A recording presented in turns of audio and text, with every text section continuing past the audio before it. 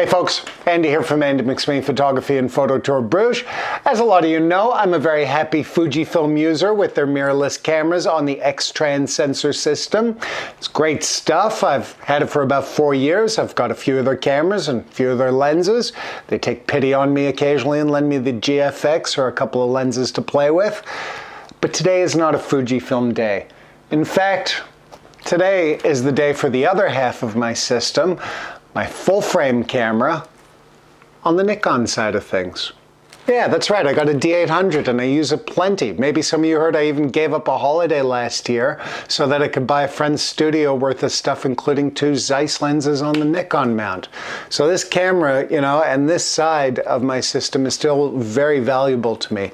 And I'm not new to the Nikon in any way. I actually got it 1 year before the Fujifilm. So, you know, especially since Fuji were a little bit new at the time, I went with old trusty Nick. I've had 5 of their cameras on the digital side before that. My very first camera, a good 20 years ago when film was your only choice, was a Nikon FE2 with a 20mm lens. It got me paid within my second roll of film and helped the universal light up for Andy to follow photography. Great little moment, and I'm happy to slow down there for a second on that. But guys, Nikon, you know, I love them. I haven't been as in love with them as I'd like to be over the last couple of years with, you know, trying out Fujifilm and seeing all this progress and innovation and just usefulness of mirrorless from their side of things, as well as other manufacturers like Sony. So with the announcement of the Z camera series, I refuse to say Z because I refuse to say Z. I don't care what your marketing says, Nikon. Yeah, I'm pretty excited and interested for what's happening here. Now, I think a lot of you by now have seen the specs. You know, we can talk megapixel count, we can talk different 2 models, we can talk anti-shake sensors and backlit sensors and all sorts of stuff. But I think you all know that by now. There's the Z6, which is the 24.5 megapixel action moving around, low light kind of camera, and there's the Z7, which is more megapixels with a little less fast focus, frames per second, but you get 45.7 megapixels in return. So basically, you're moving around camera where you don't need that many pixels anyways, especially if it gives you low light quality and such. And then you're more slowed down, detail, landscape, product photography kind of camera. This, I think, all makes sense. It also offers an adapter with this new Z series of cameras for, I believe, only $100 if you buy it with the camera, or $250 on its own.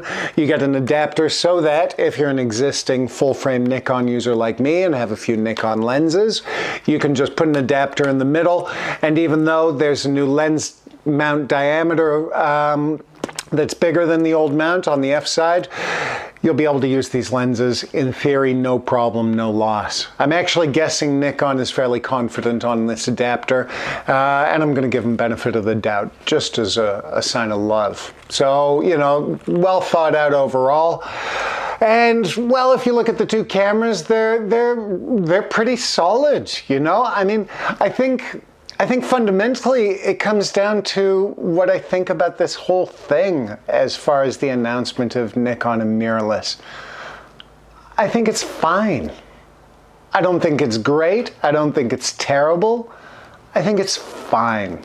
I think it's fine that they put out 2 types of cameras that most in the camera industry do. Low light beast with autofocus and frames next to megapixel beast with whatever else. I think it's fine that they did a prosumer camera fundamentally. It's not strictly for professionals and certainly not for consumers only, like base level entry, unless you just want to jump in heavy. I think actually, in a way, you can even say it's good that they went prosumer for their very first release. There have been a lot of questions on what Nikon would release. There was certainly talk of a new mount, and that's all physics, which we all probably know if we care about, so I'm going to skip that. But I'm actually okay with the prosumer side of things because fundamentally this is just our first peek of what's going to start coming over the next few years as far as Nikon and their mirrorless cameras. You know, it's a whole new step in history, and I think particularly being a multinational corporation of camera makers who have a very diverse customer base, and some of us get real picky and finicky and whatnot, among so many other factors, that going right down the middle with a fair lean into the pros is a sensible way to go. So kudos to that, Nikon. I would have liked to have seen more memory card, like so many people have said, as far as, you know, slots. Personally, I think more than one would have been nice. The pros, maybe it just got missed in all the research and development, and nobody knew everybody would freak out like this. I'm not too impressed, but I can live with it. I'd rather have the magnesium alloy body and the weather sealing, so for pro features I'm pretty comfy, but I can understand where a lot of pros would feel a bit bad about that. And I have lost a memory card to failure and the photos inside. So I'm taking the easy attitude, but overall, I think fine. I think prosumer camera, fine. I think catching up more than innovation to move on is fine. I would have liked to have seen a little more innovation, but frankly, I don't want to see a higher price point just for walking in. I mean, it's $2,000 just for the body of the Z6. That's your cheapest way into this. Yeah, so I'm fine with that. And at the same time, when it goes to the innovation, I don't think Nikon necessarily had to do innovation right at the gate, directly with hard innovation, because if it went wrong, everybody would be yelling and screaming and saying that they had failed, and then we'd have some bigger, harder discussions to move forward with. And at the same time, frankly, you know, this is the D800 in 2018, guys. There's been the D810 and the D850 since. So if I'm not upgrading as a professional working photographer, yes, really, then, you know, I must be on a budget. So if I'm on a budget and you want to talk to me about new features, that's great, but I don't want to be your beta tester. Make sure it's 100% locked down, and make sure that's sure as shit before you sell it to me as a consumer. In fact, that's also where I'm fine with Nikon, you know, just finding that middle overall.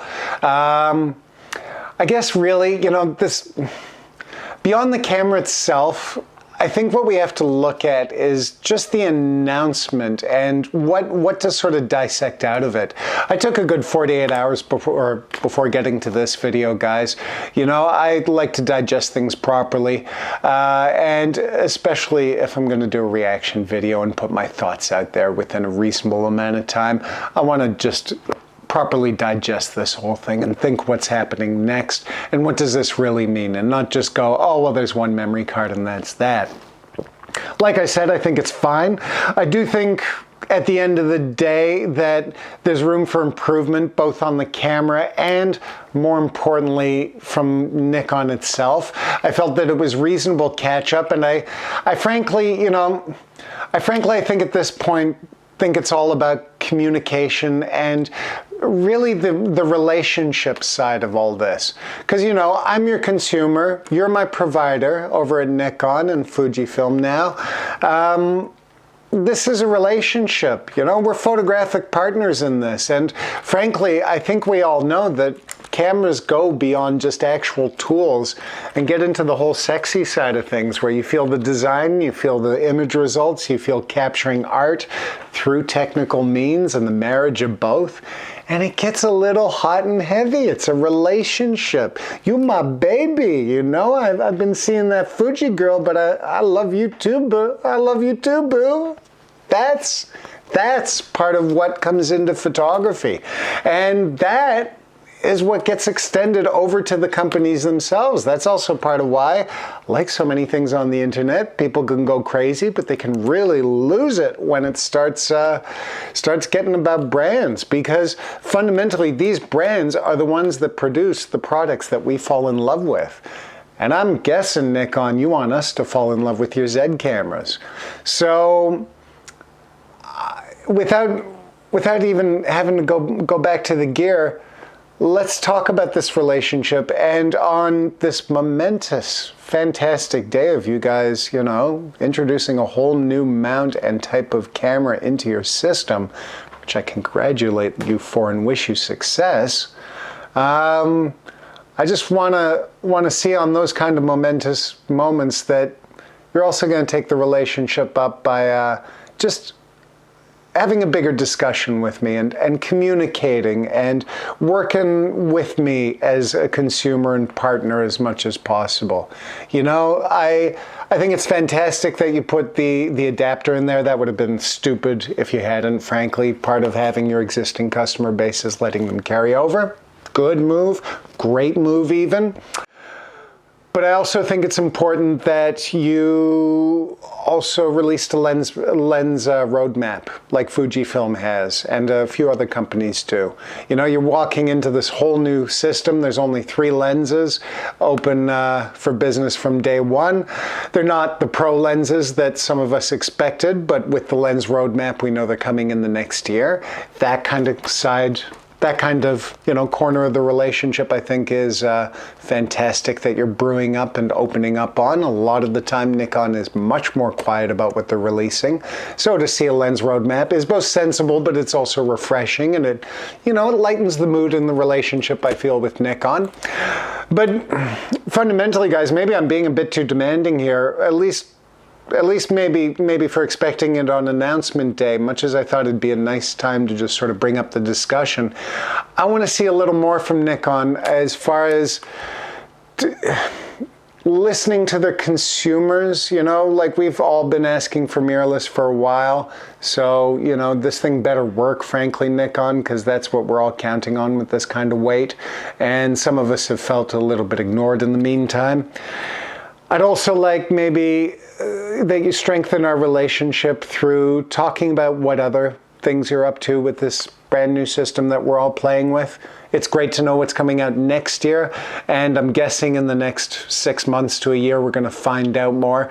But why not just tell us a little bit about what you're planning for the pro levels of camera? You know, your D5 replacements, your your D850 replacement I think is pretty close with the D7, but that kind of things. I think we also know, frankly, where your prosumer market is, but why not tell us where your consumer market is going?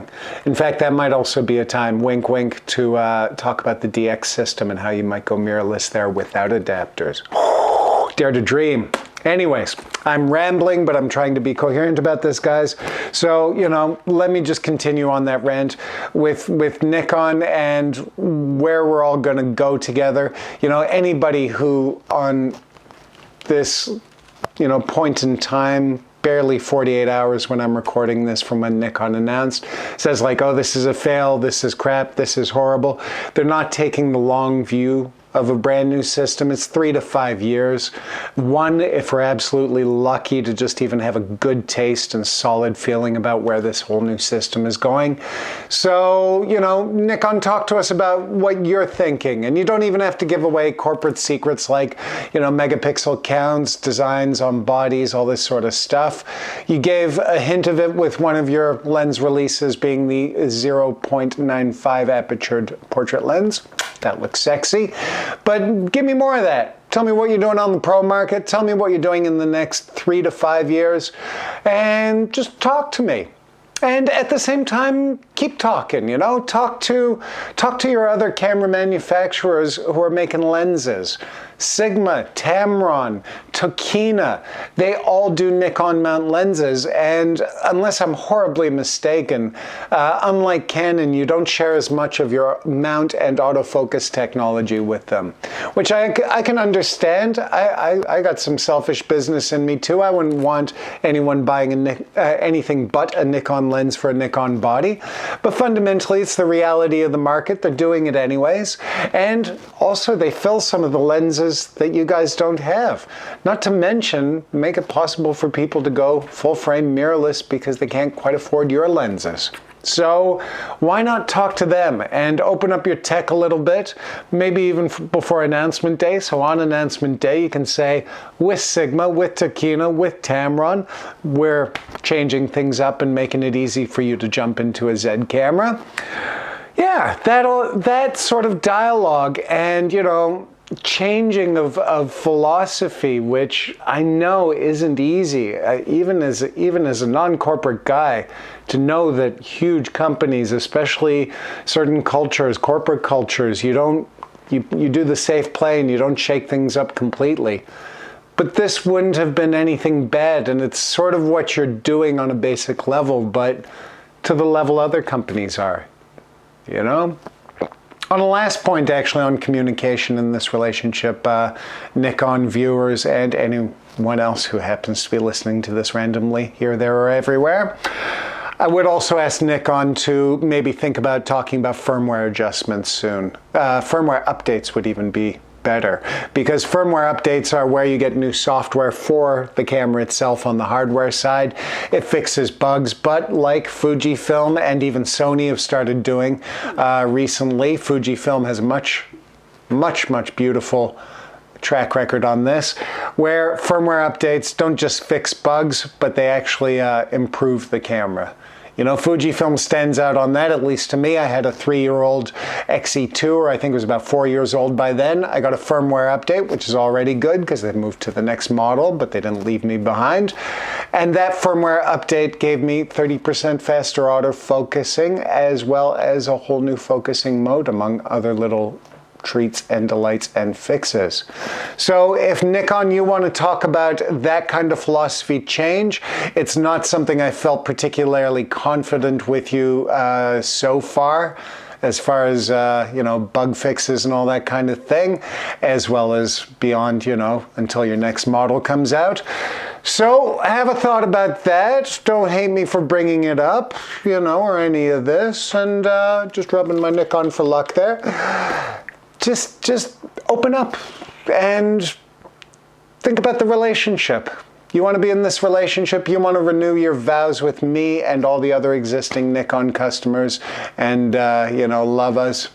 Well, let's do this then. I think that's plenty on my thoughts on the Nikon Z Mirrorless. I have skipped the tech specs because you've heard them left, right, and center in case I didn't mention. However, if you haven't, I am going to say, by the way, DP Review did an excellent review, I think, for an announcement day level of this camera. So go check out their review on the Nikon Z. I'll put a link in the description. But next to that, gang, please do leave a comment down under this video if you have any thoughts to share. Whether it's you agreeing with me, disagreeing with me, random thoughts that you want to say to Andy, or this, that, the other, whatnot, what have you. Please keep it polite. Trolls will be ignored and maybe even banished, but aside from that, just say your mind, you know, keep it civil and keep it fun. Throw in a bad joke like I plan to more in these videos in future, and we'll be dandy. Like Andy. That's me. Oh yeah, and don't forget, like, share, subscribe, blah, blah, blah, blah, blah, blah, blah, blah. That's always handy, and it truly is appreciated, even if I sound dismissive. Oh, and also I've got my podcast going again. If you're enjoying what you're listening to, check me out on This Photo Life. It is back for season 2. I've got guests. Oh, and if I'm going to plug things shamelessly, I'm also Photo Tour Bruges, daily walking tour built for all photographers since 2012 in the beautiful medieval city in Bruges, Belgium. I do open tours, I do private tours. There's something not only for every budget, but also every kind of photographer. You can send grandma with the smartphone, or you can show up with your brand new Nikon Z6, Z7, or whatever other kind of camera you like to carry. Yeah, that's what I got. Andy McSweeney here saying, nice one, Nikon, right down the middle. Fine, let's talk a little more, and maybe we'll talk about Nikon a little more in future.